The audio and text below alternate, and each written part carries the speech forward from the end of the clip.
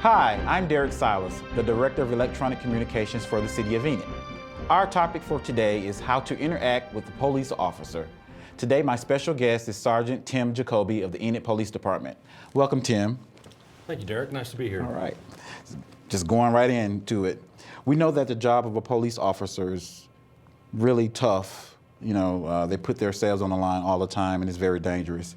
How should a person respond when an officer stops them in the car? I mean, should they put their hands on the wheel? Should they get out of the car? Tell us what should they do? What's the expectations? Well, to start at the beginning, you know, when you see the lights behind you and you're certain the first thing to do is pull to the right-hand side of the road. Okay. That being said, you want to make sure that there's no other traffic or obstructions. You know, we don't want to get you into a collision. Right. When all we want to do is pull you to the side of the road and take care of whatever business we have. Okay. So, you know, once you find a safe place to pull over, the expectation is that you would have your driver's license and your insurance forms ready for us. Okay. We would really appreciate it if you would roll your window down and keep your hands preferably on the steering wheel or somewhere where we can see both of your hands. Okay. If it's at night and it's especially in an area that's not lit well, if you could turn on your dome light inside, that would be a tremendous help to us too. And that really just puts us more at ease because we can see into the car from a distance. Right. And you know, when we walk up to approach you and we can see their hands on the steering wheel or on their lap, well then, you know, we know that they don't have a weapon or they're not going to be armed or have any intention of hurting us. And so, you know, it helps put the officer at ease. Okay. Now, I carry a concealed weapon license for the state of Oklahoma. I know the Highway Patrol State Department requires you to show it to the officer. What about the city police? Is it a requirement? Yes, sir, it is. And actually, it's a state law, so that would be required anywhere in the state of Oklahoma, regardless of what law enforcement agency you're contacted by. If you're a permit holder and you have a firearm with you, then as soon as you're contacted by the police, you're obligated to notify them by, you know, verbally and also showing them your permit. Okay. We also know that there have been incidents in the United States and different countries, whatever, the people impersonating officers. What are some tips to identify a official officer? Well, that's a good point, and thankfully we haven't had a whole lot of that in Enid. There have been a couple instances. Primarily, does it look like a police car? You know, our cars are very well marked, and we've got lights all over them. It says in big letters, Enid Police, and that's going to be your first clue that it's a real officer. There are occasions, though, where some of our unmarked, you know, cars that the detectives drive and some of the administration may have a reason to affect a traffic stop. So, and those guys may not be dressed in uniform, but typically it's going to be a marked police car. It's going to have all of the decals, the lighting that you see everywhere running around in Enid. We're going to be dressed as I am in a City of Enid police uniform. So you should be relatively certain that we're the police at that point. Right. I mean, if you're not under those circumstances, all of the officers carry ID, and so you know, it'll be a police ID that says City of Enid, identifies the officer by name, and there's always the option to call in to the dispatch area. And I wouldn't recommend calling 911 necessarily, unless you feel like this is an emergency situation. But all you have to do is get in touch with somebody at the police station and identify, and usually the best way to do that is by name. You could ask the officer their name, verify with the dispatcher that that's actually a police officer, and when we make traffic stops, we always call in. The dispatcher's always aware of our location, so it'd be as easy as saying, you know, I'm stopped at this location. She can check the screen and say, yes, there's an officer called out on a traffic stop there. You know, and our unmarked cars that I mentioned with the detectives and the administration, they're still going to have a badge. They're still going to have ID. You know, they're probably going to be dressed in a suit and tie and not a regular police uniform. But they will have those credentials, and they will still check out with the dispatcher, so the dispatcher can still confirm that that's a legitimate police officer. Okay.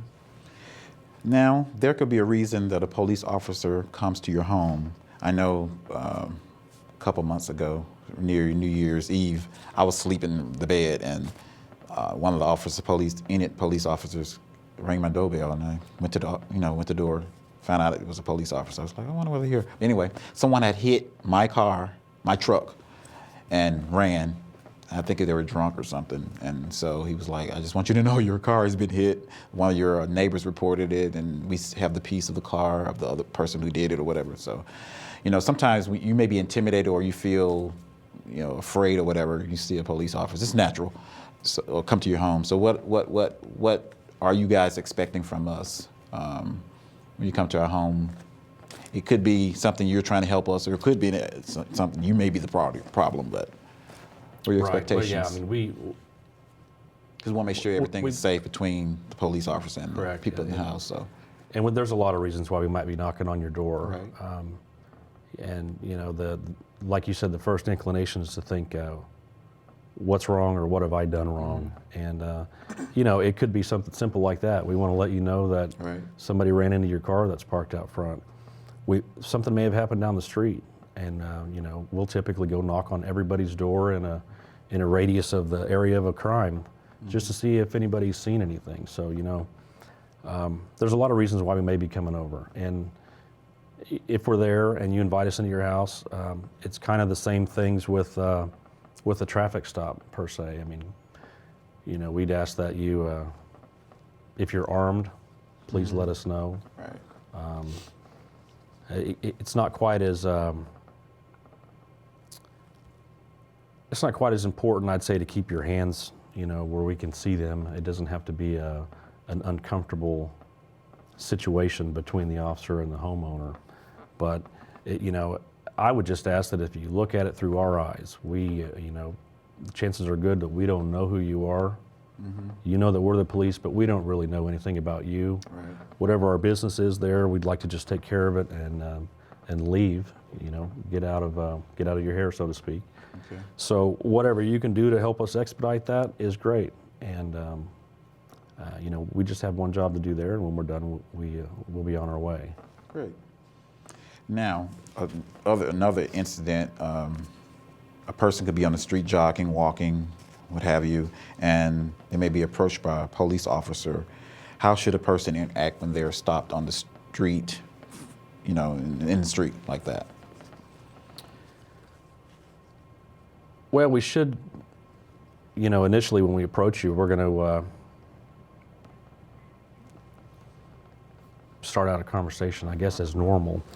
There'd be a lot of reasons why we'd want to talk to somebody walking in the street. In terms of safety, again, we probably don't know who you are. Right.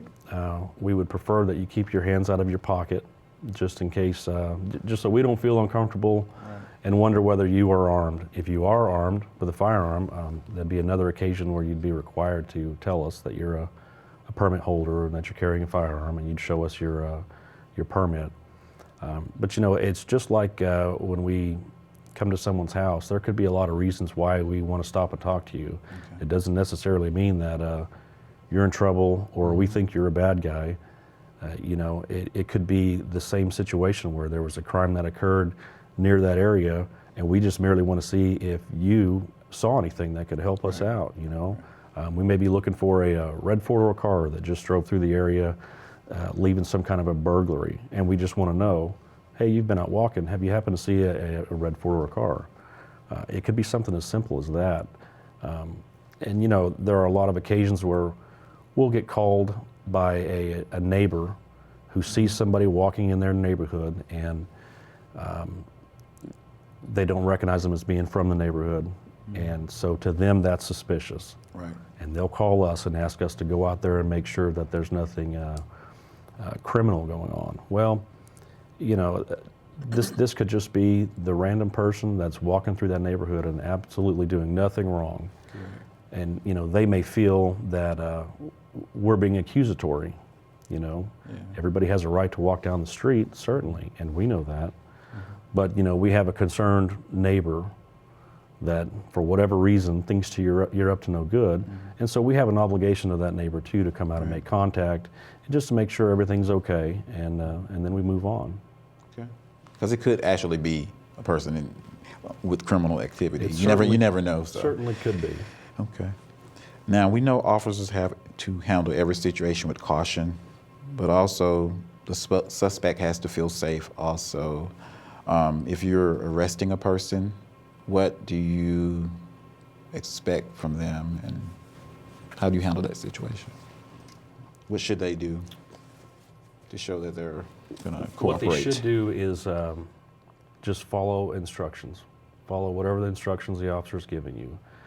That officer has an obligation to make sure that they don't intentionally put you in danger during an arrest situation if you follow their instructions. So my advice would be is just to follow instructions and don't resist, and the matter will be taken care of faster and easier that way. You know, it's important to note there are occasions when people get arrested, just like there are occasions when people get issued traffic tickets. And you know, the time to argue the validity of that is not when the ticket's being issued or when the arrest is occurring. The time to argue whether the validity of the charge is in court. That's why everybody has the opportunity to plead their case in front of the judge, and the judge is the third party who looks at the totality of it and determines whether this you know, a crime legitimately occurred. So to argue with the officer about it on the scene or at the time of the incident really doesn't do that person any good. And generally it just tends to cause more problems. If you feel it was unjust and you're unhappy with it, then you certainly have the right to address all those in court, which is the proper place for that. Now, on a different note, same topic, if you feel like the officer was, you know, unprofessional or conducted himself in a way that he shouldn't have, did something inappropriate, then the time to address that wouldn't really be right then and there with the officer. It's going to be as soon as you have the opportunity to contact a supervisor. Okay. And you know, you can do that by phone. You can come by the police station. You can even tell the officer that you'd like to speak to a supervisor, and whatever issue you had with that particular officer, you can address that with the supervisor, and that goes a lot further than, again, arguing the point to the officer at the time. Okay. Do you have any other tips for us how to interact with police officers? Just a big general one, and that is, you know, we're people too. We have a job, right, just like everyone else, and we have good days and bad days, just like everyone else. I just ask that, you know, as citizens of the community, and we're citizens too, we just would appreciate it if you would look at whatever the situation is through our eyes, and try to be empathetic with our position in the scheme of things. You know, when you have an incident involving the police, before you jump to conclusions, I would appreciate that you take a look at the situation from our perspective also, and I think that that's only fair. Okay. Well, thank you for joining me today. Anytime. Thank you. Appreciate the tips. And thank you for joining us. I hope that I've learned a lot today, and I hope you've learned a lot too. Be safe and have a blessed day.